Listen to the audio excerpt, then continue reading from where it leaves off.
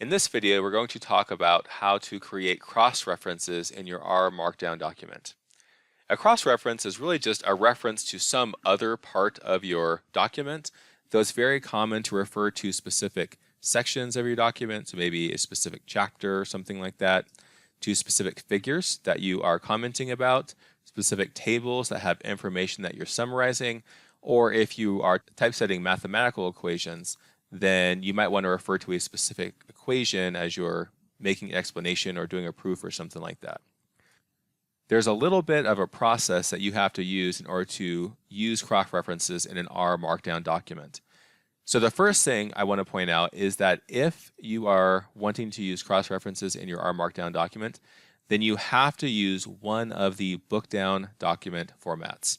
So the standard document types that are provided by default from the R Markdown package in our Markdown documents do not have cross-referencing capabilities.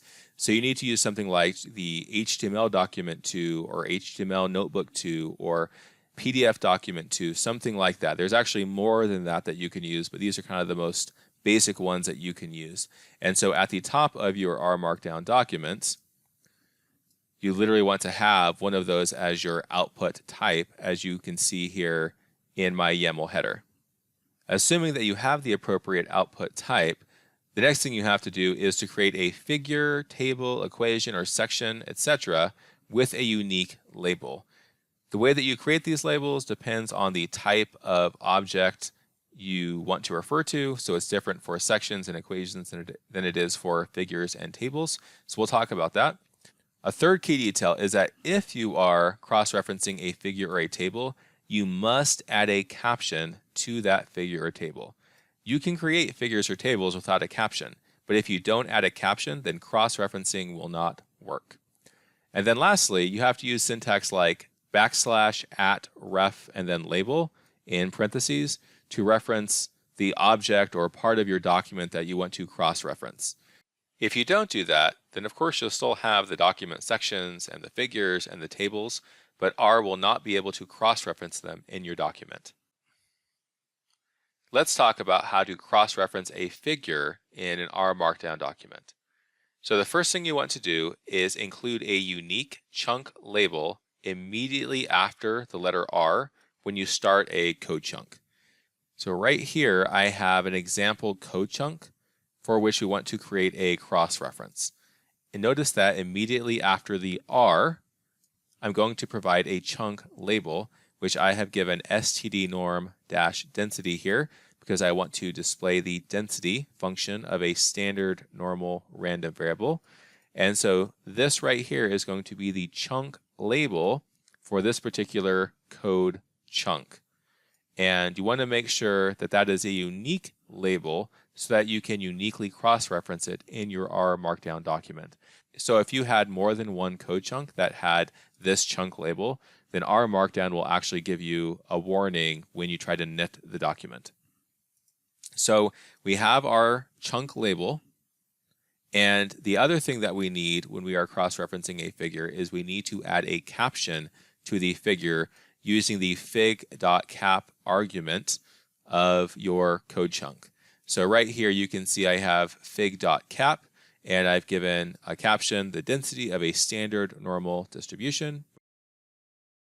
A third key detail to remember when you are cross-referencing figures in an R Markdown document is to only generate a single plot per code chunk. Technically, you can actually produce more than one plot per code chunk, and R will automatically number the different figures, but it becomes a real pain to cross-reference a specific figure when you do that. So the best way, the best practice, is to simply create one plot per code chunk. That way you can use the chunk label for that particular code chunk to reference the figure produced by that code chunk. And then after that, we want to use the syntax /@ref. Okay, this lets us know that we want to refer to something in our document. And then in our parentheses here, we have fig:\chunk-label, where of course chunk-label is going to be replaced by whatever the chunk label is for your particular figure. So in this document, it's going to be this chunk label right here.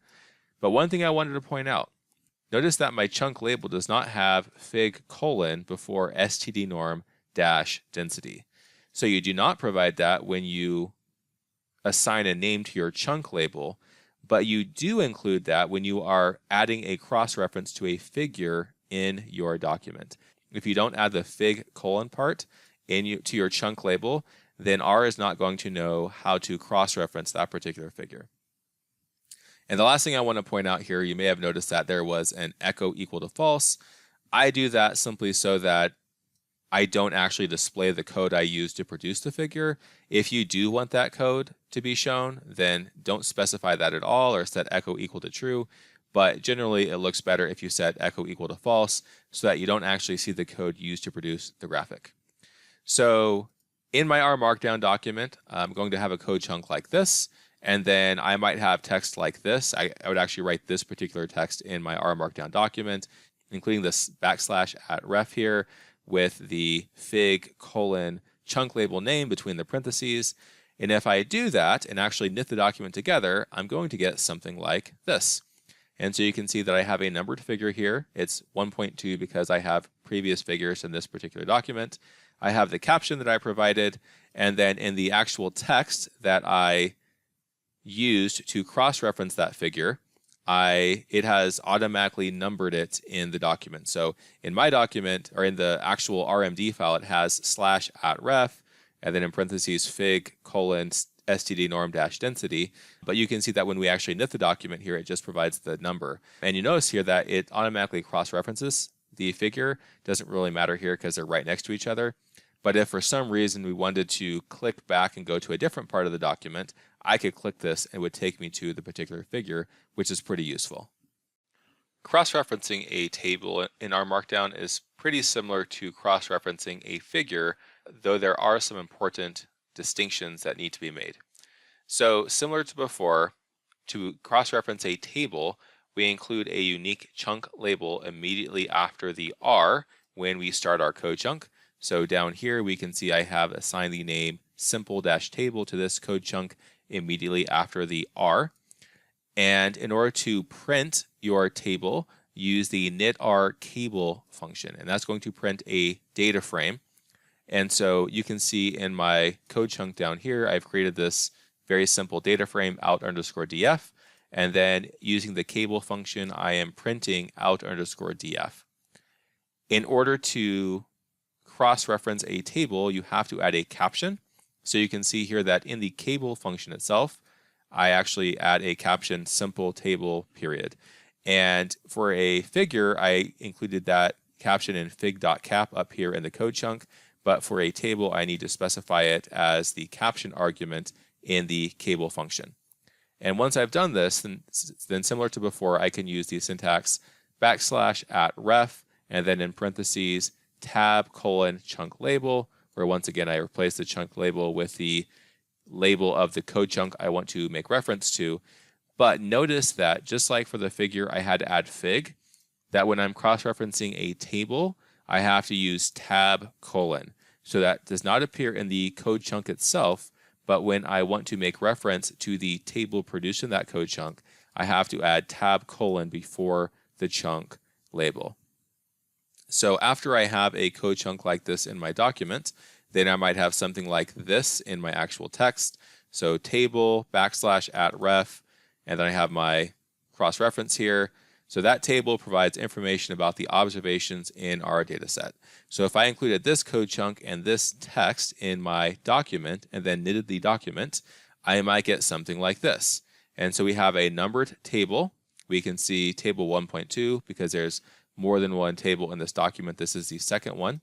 And I have the caption here, simple table period. And then you can see I have a printed table. And there's different ways that you can format these tables. I won't go into that, but there are ways of changing the formatting if you want. And then because I included this text in my document, I have table 1.2 provides information about the observations in our data set. And so once again, I have a cross-reference here where if I click this, it would take me to the table that is being cross-referenced. That's not that big of a deal here since it's just above the text. But if the table were much further away in the document, that would be a really useful feature to have. Now we can talk about how to cross-reference a single equation in R Markdown.